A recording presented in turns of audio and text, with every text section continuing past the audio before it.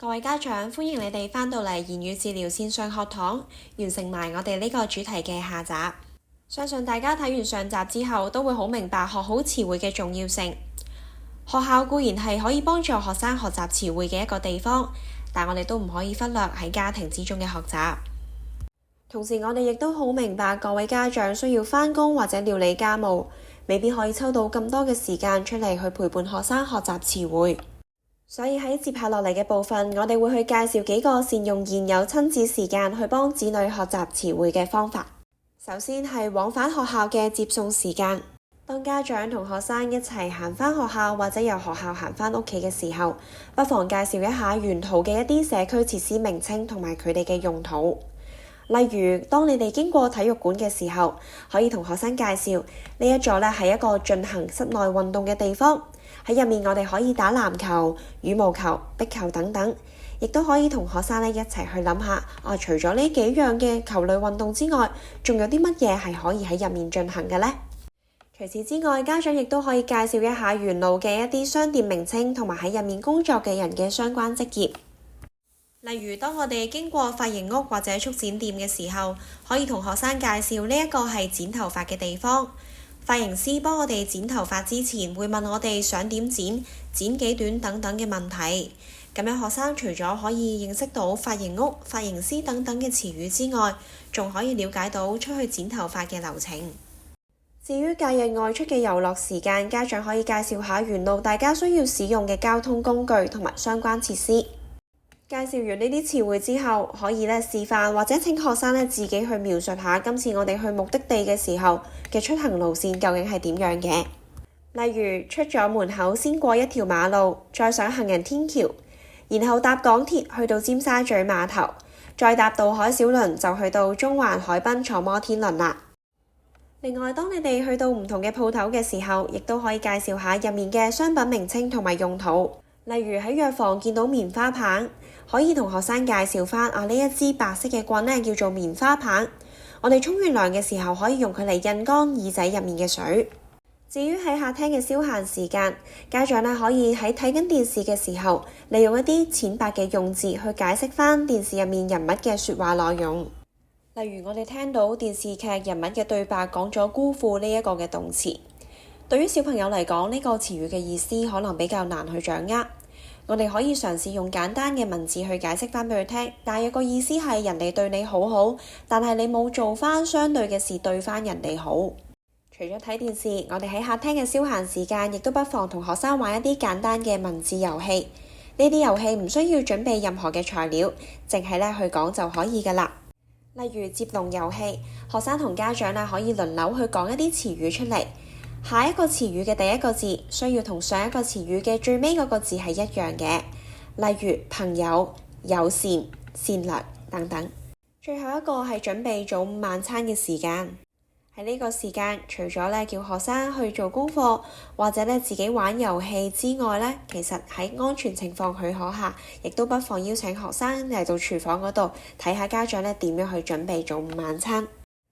喺成個過程可以介紹下家長煮食用到嘅電器、工具同埋食材，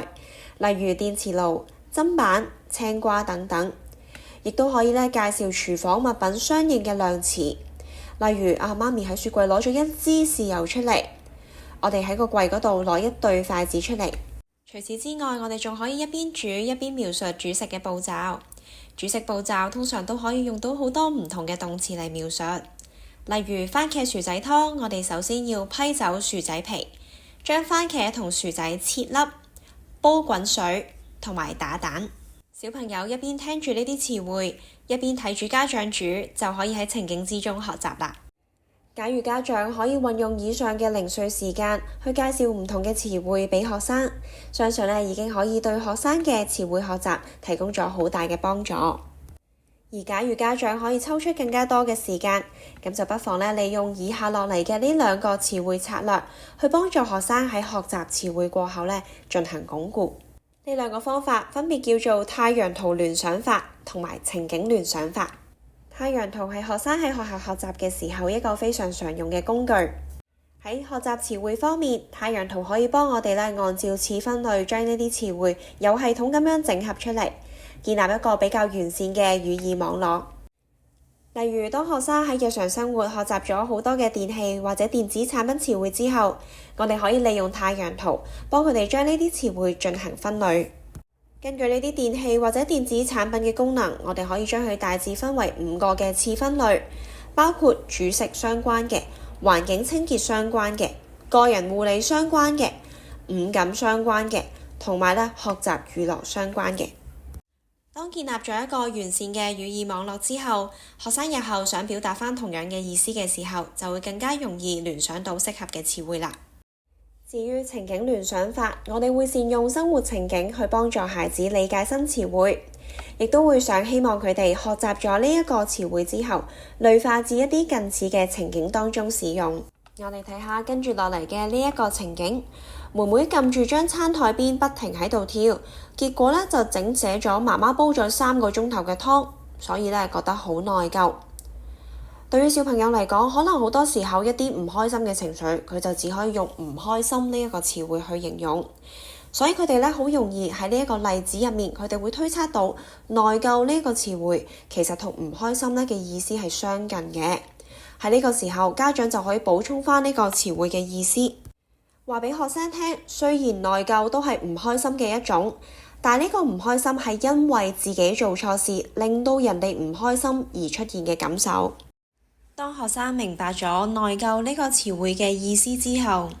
出現一啲類似嘅情景嘅時候，亦都可以鼓勵學生去用返同樣嘅詞彙去做表達。例如，弟弟貪玩較高咗焗爐嘅溫度，搞到姐姐個蛋糕焗燶咗，於是佢就會感到好。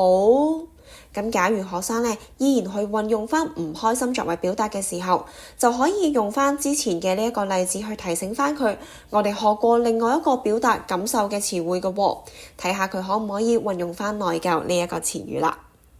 我哋今次線上學堂嘅內容嚟到呢度，希望以上提到嘅一啲小技巧都可以幫助家長利用生活中嘅零碎時間去協助學生提升佢哋嘅語言能力。最後，希望家長可以抽取少少嘅時間去掃一掃畫面上面顯示嘅二維碼，去完成返課後小測驗同埋問卷，俾我哋去知道你哋對於今次課堂內容嘅掌握程度同埋意見。我哋下次再見，拜拜。